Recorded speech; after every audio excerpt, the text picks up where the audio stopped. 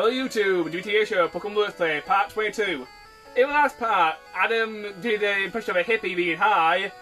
In Pokemon related news, we managed to trade our Pokemon a little bit, and we're going through the SSN and investigating every cabin we see. I have to admit, I did surprise myself with that. I've never tried being a hippie before. I do believe that with practice I could get that down, but for a first attempt, that is way above what I expected. This cabin has nothing in it, so let's go to the next one. Do we have a hippie trainer at some point? But there is the grass gym. Ooh, grass. Does that count? Isn't she a girl though? Yes. Oh, she could be high. You get girl. Hi, girl. You get girl hippies, can't you? Yeah. Oh, this isn't gonna go well. Oh shite. Fire versus plant. This isn't gonna go well. Let's give Crush some screen time. He hasn't had one for a while. I think every session he gets screen time. He also gets bitten a lot.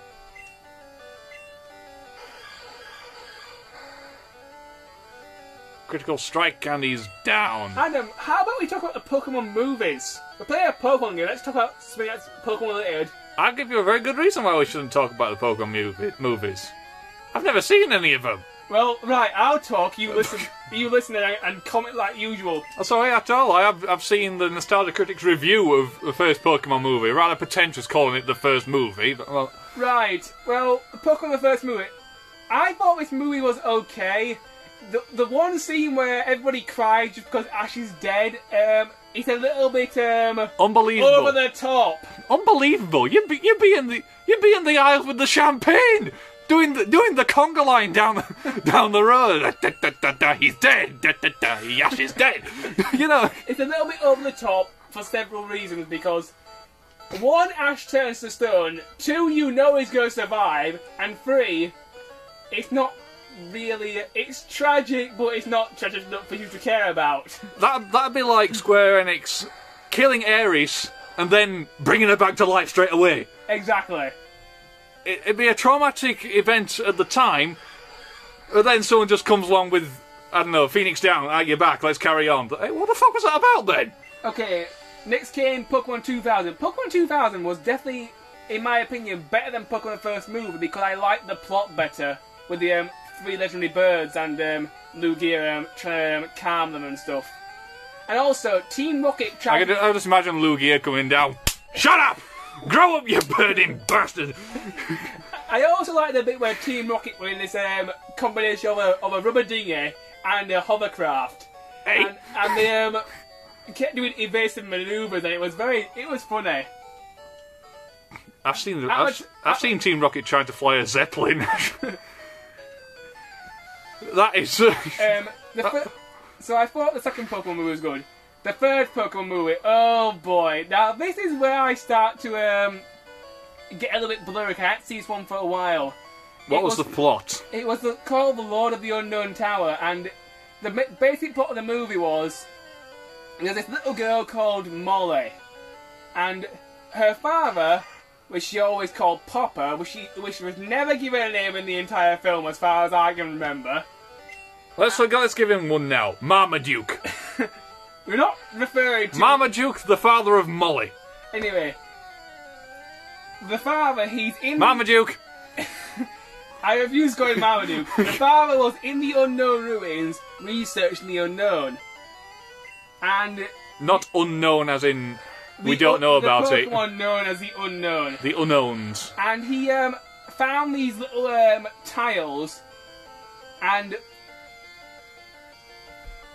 an unknown came out from behind him and ate him. Teleported him into a different dimension. Oh.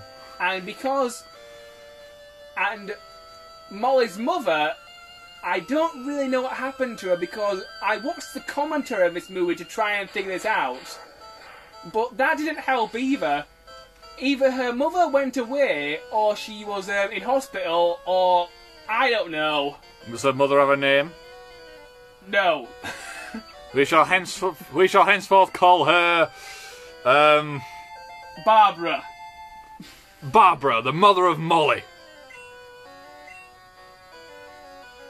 Abandoning your child like that, you should be ashamed. leaving your husband to the evil machinations of floating hieroglyphs with eyes. Maybe she's dead. After watching the first part of the movie, Molly gets super depressed because she's got no parents, and she's basically she cries for quite a lot of the film. Ugh. And the unknown, she finds this chest that the diggers brought back to that has some link to her father.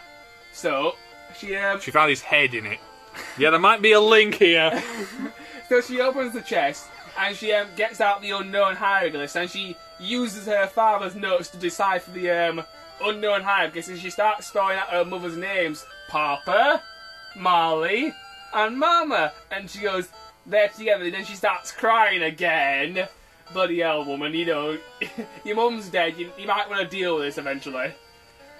She starts crying, and it brings the tiles to life, and they turn into the unknown Pokemon. What is it about the Pokemon universe? Tears have the same effect as, I don't know, defibrillators. They just seem to be all-purpose cure. Hey, red candy! I told you there was a rare candy around here somewhere. Well, I'm going to use that right now. Almost saying, if you cry hard enough, you can have your dead relatives back. Yeah, right, that's a good lesson to teach the kids, isn't it? I'll give it to Crush. Clean these at the most. And after the unknown come back, she says that she wants a mother, and out comes Entei, which is I can guarantee that won't be her mother. No, unless her father has got some very weird ideas about Pokemon.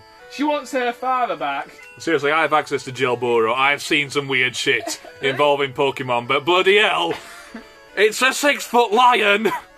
Dude! Let me explain.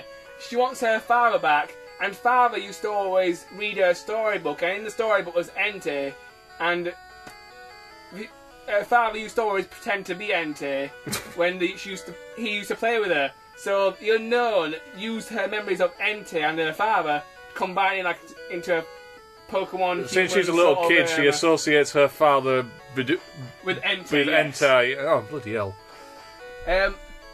So, right, she wants her father back. We'll send a giant lion into the room. Dude, it's called good parenting. Stop it. And after Entei comes into the picture, a lot of things start to change. If you go up here, YouTube, you have to fight Gary. Do not do this until you're ready. There's some trainers back here you may want to use. We're not going there just yet. After that... do the actual main characters actually come into this story at all? I'm getting to that! We can get on with it quickly. The main characters start to appear. Ash, Brock and Misty are on the road to a place called Greenfield, which doesn't appear in any Pokemon game at all. Never heard of it. They pulled this one out of their ass at 3 o'clock in the morning, obviously. And apparently Greenfield's meant to be one of the most beautiful places on Earth, and they meet this Pokemon trainer, and Ash ends up fighting her, and it plays the... Naturally. Plays the Pokemon theme music from Pokemon Johto. Let me see if I can remember this one. Please don't. We're not going to... I won't sing. We know what area Johto is, and if you play the game, we'll know the theme tune. Alright. We don't need more singing, please. I wish to get through this week with no singing. Alright. And after Ash beats the train, he ends up going into the what? His mum turns up because she wants to go on holiday in Greenfield, and whilst they're having ice cream together, Entei runs in and steals Ash's mother because Molly wants her mother too. And the only thing that Entei can find that is her mother is Ash's mother, so he instantly thinks this mother will be the same thing. Of all the women on the planet, there's about 3 billion people, 3 billion women on planet Earth. What percentage of them can be mothers? I don't know. I know. We'll go for an average. Well, about 10 minutes. We'll go for an average about 50%. I've just pulled that one out my arse, but let's say 50% of all the women on this planet, regardless of age, race, or creed, are mothers. So that leaves us with 1,500,000,000 potential mothers on this planet, and it picked Ash's mum. Yes. And then the show basically goes into the usual canon of save the person who's been kidnapped. And I don't know, call me weird if you like, but if some gigantic monstrosity kidnapped my mother for a few days, I'd consider that a holiday. and basically, I'm only kidding, I love my mother. This giant, the Unknown create this giant crystal fortress to protect Molly from bad people. Firstly, I protect her from these things that are randomly summoning God knows what to keep the kid happy. She's losing her father. Let's throw a lion into the room. She wants a mother. Let's grab some random woman out of the local holiday spot. Kid, don't wish for anything else. And eventually, they try to use the bulldozer to get into the Crystal Fortress. As you can imagine, this doesn't go well at all. The bulldozer gets trashed, and it doesn't really work at all. Who drove it? The guys who tried to save her. All right. So they didn't stick Ash Ketchum at the helm of a bulldozer, please. I mean, Ash basically thinks he has to go save his mother, so they come into this quite ingenious plan where they end up. Don't give the story away, mate. Well, I know it's not exactly what you're doing. To explain Pokemon the third movie, you have to sort of give a story where to actually explain the damn thing. It's one of those. It's probably the weirdest one out of all of them I can remember, anyway. Without making obvious and bad jokes. So they end up using like Charmander and Vulpix to burn a hole in, and Cyndaquil to burn a hole in the Crystal Fortress, and then they use Squirtle and some of Misty's Pokemon, because she's water type, to cool down the crystal so they can jump through, because the crystal heals itself as soon as it gets destroyed. It's like the Liquid Man from Terminator. The T-1000 of Crystal Fortresses. Yes. I wonder why Superman didn't think of that.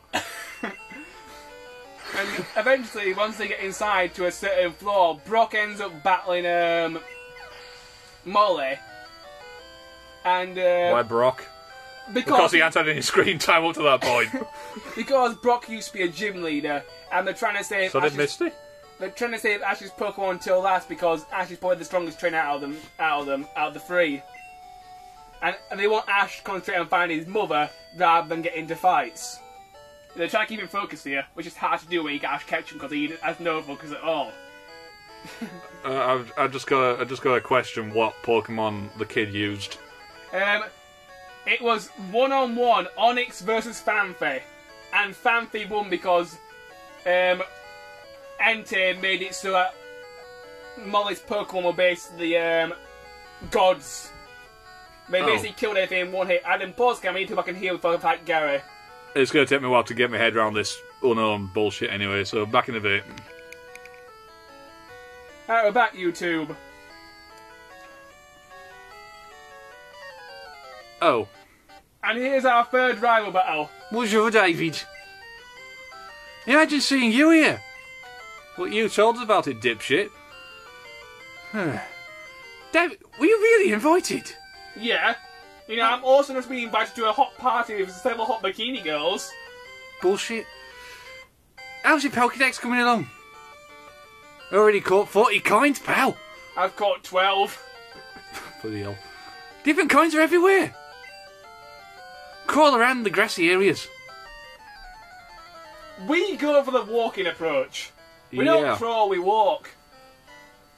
How's going over left? We're on 1420, so do you want to leave it there? Anyway, YouTube, the next part we talk about more about Pokemon movies, and we also start the rival battle. Until then, bye. I've already covered what he has in a previous episode, so yeah, we'll carry on then. See you later, YouTube.